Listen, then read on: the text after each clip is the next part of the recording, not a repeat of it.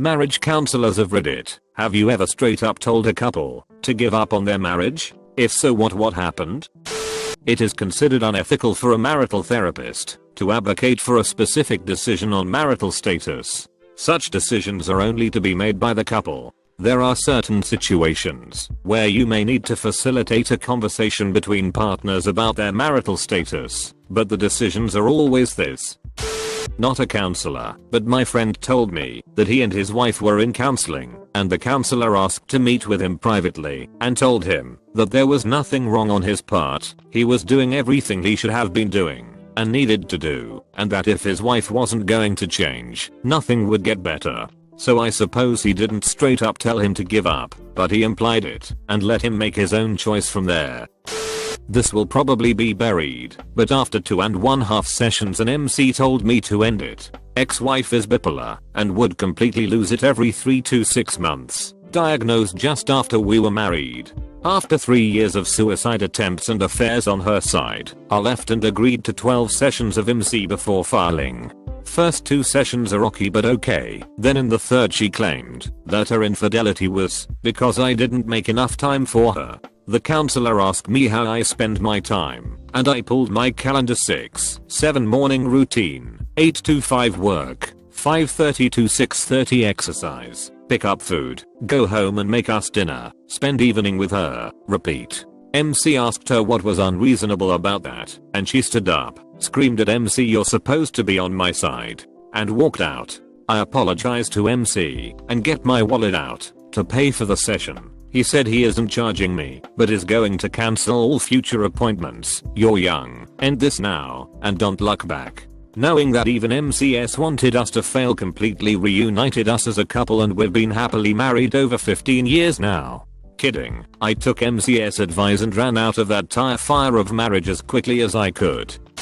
Marriage counselors are a bit like vets. In both jobs the motivation is to heal and give comfort to those who are suffering, but unfortunately in both jobs the patient, animal or relationship, cannot be saved, and euthanasia is required. It can be very dispiriting for vets to be putting animals down most days of the week, and very dispiriting for counselors to see many of their clients headed for the divorce court. Because nearly all couples struggle along for years before they seek help, it is very often too late by the time the first appointment is made. 3 things kill a marriage: unmet needs, unacceptable behavior, and the damage that accumulates when the first 2 go unresolved. Most people think of unacceptable behavior when they think of marriage breakdown, violence, infidelity, alcoholism, gambling and so on. In reality it's rare for a relationship to fail for these reasons. They are more often the result of relationship breakdown, not the cause. Unmet needs are a bigger relationship killer. They are easily overlooked. Often the partner who feels neglected will withdraw rather than lash out. Typically the wife feels emotionally hurt and doesn't want sex without love. The husband responds with more emotional coldness because he does not feel affectionate toward this woman who's rejecting him. It might irritate some readers that I give this example. The great majority of relationship breakdowns are a variation on 3 or 4 basic themes. The example above is very common. But it's the third factor, accumulating damage, that's the real killer. Whether through unmet needs or unacceptable behavior, stress builds within and between the partners. Inevitably it breaks through. It might be just a catty remark, a cruel laugh, or it might be a screamed insult. The effect is the same. Each time this happens another little piece falls off the foundation of the relationship. It is the accumulation of all these little moments that really kills a marriage stone dead. By the time most couples actually sit down with a counselor, the accumulation of emotional damage is so great it's very often too late. Never tell them straight up, but a counselor may objectively lay concerns on the table. It works both ways in the sense that we don't advocate for couples to break up, just as much for couples to stay together. In short, a counselor's responsibility is to use questions to generate thought and insight into our client's perceived problems, in part for the sake of collaborating on goals that are most congruent to areas that the client identifies objectively for their personal growth. As your question suggests, ultimately projecting onto a client or a couple as to what they should do defeats the purpose of counseling and can often be a telltale sign of incompetence. My marriage counselor pretty much did My ex-wife, we were trying to work through things, was a compulsive liar. She lied about anything and everything, from whether or not she checked the mail, to paying bills, to being pregnant. She wasn't. Twice. After several sessions, the counselor is seeing the extent of her lies. Her lying to her and new lies after the last session. Her exact words were in the session that stood out the most: I have no idea why he's even still with you. If it was me, I would have been gone a long time ago. My job is not to save your marriage or tell you to get divorced. It's to help you both come to a decision on where you want your marriage to go and help you both with that direction. I'm much happier now, remarried to someone I trust 100%. I did know a church's mandatory premarital counselor who gave the prospective couple Myers-Briggs personality inventory tests and then warned them if they came up as incompatible, although did not specifically tell them to not marry. Of course, the MP is of dubious value, and it is not clear that any results actually indicate future trouble. So it was probably not a great experience for the couple. A friend of mine is in couples counseling right now. Or I guess I should say he was. They went into the first meeting, and after talking for all of 5 minutes, the counselor said it would be their only session, and that they weren't a couple, just two people trying to co-parent their daughter. Obligatory, not a counselor.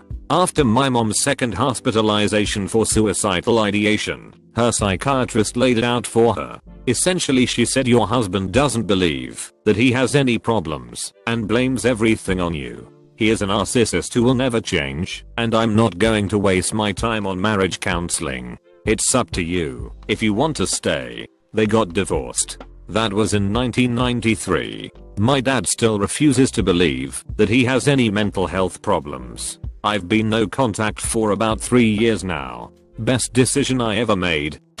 I'm not a counselor, but I was on the receiving end.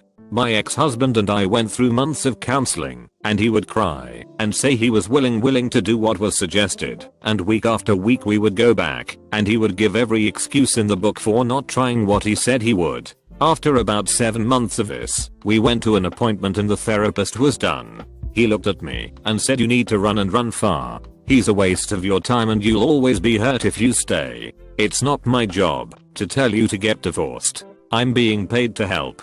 But I can't help him. I can help you by telling you to divorce him, and I did. And I continued going to this therapist until I was good. One visit he told me my ex tried to continue to see him, and he said he couldn't because of a conflict of interest. This therapist, he was worth every penny. Honesty goes a long way. Not a marriage counselor, but my friend went to several as she is going through a divorce. Her soon-to-be ex-husband suggested a marriage counselor and she decided to go. The first one they went to, the ex had picked out, and he wasn't actually a marriage counselor. He was a preacher who was a big advocate of women being submissive to their husbands. So the preacher spent their session telling my friend she was a terrible human for not just letting her husband beat her. My friend decided to try marriage counseling one more time, but she picked out the people. It was 2 people, a man and woman. They listened to both of them, and the ex-husband started getting super creepy, saying stuff like, you can't live without me. My friend had a panic attack and got taken out by the female counselor, who told her she needs to go no contact with him because of all the threatening thing he was saying and implying.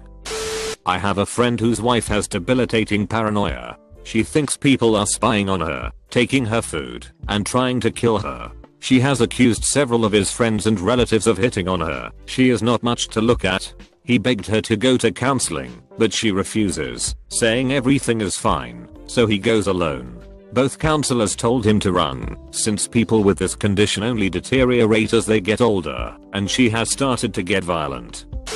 My parents went, and the counselor told my mom to bail. My dad is a drunk with Asperger's and a heavy case of affluenza. He got my mom pregnant without her consent on the 4th day of them knowing each other, and told her it was because he wanted to change his life. He didn't end up doing that, and invited his side piece to their wedding reception while my mom was 5 months pregnant. He drove drunk with me in the car as an infant on more than one occasion.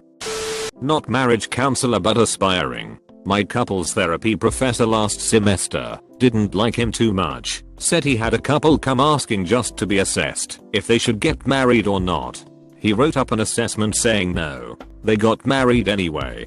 He didn't know end result. People do what they want at the end of the day. In future practice I like to say I'd only advocate for marriage dissolution / breaking up in instances of abuse, and even then that's circumstantial. Though there are some modalities / frameworks of treatment that say if there is ongoing abuse, ongoing cheating, or psychological impairment in at least one partner that would affect treatment. Common one I hear being narcissism. You shouldn't take the couple to begin with, which I view as a subtle cue to the couple their relationship cannot be fixed. In other words, they should not be together.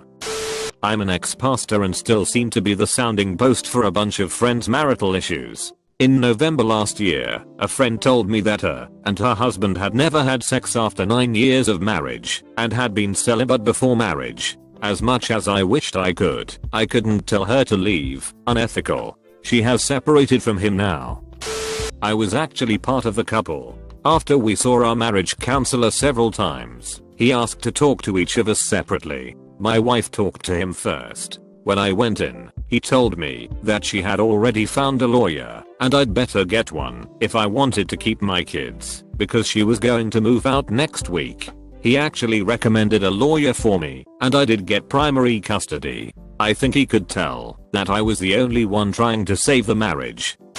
I don't think a counselor is supposed to give directions like that, but they can provide guidance for you to understand what you want. Case in point, after discovering my wife's affair I started MC immediately to try and fix things, as I couldn't accept that this was happening to me. She had still been seeing the app. When I told the MC that it was really painful catching her still betraying me, he simply looked at her and asked, "Why are you even here?" That was probably the best thing he could have said and the closest to telling us it isn't going to work. I needed that slap in the face to come back to reality. My husband is an LMFT, and I asked him this question. He said that he would never do this and wasn't quite willing to say it would be unethical, but not best practice. He would tell a couple what he felt was necessary to keep their relationship alive / make it healthy, and then they could reach their own conclusions about how willing they would be to do those things. If you think about this, it makes sense. Therapists don't tell you how to live your life or what you are capable of doing. They help you understand and point you in the direction of the work you need to do, and you decide to do it or not.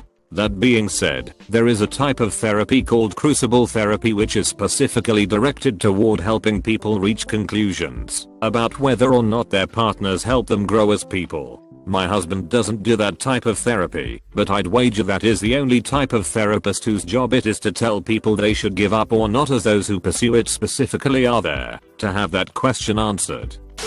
Previous marriage counselor made a very indirect comment to me that I might do okay on my own and could find someone more suited to me. It was very offhand, indirect, but I heard it. I know this post is directed to counselors, but I thought this might be relevant. I'm actually now with someone who is very well suited to me. From the time comment was made to actual divorce from that guy was many years.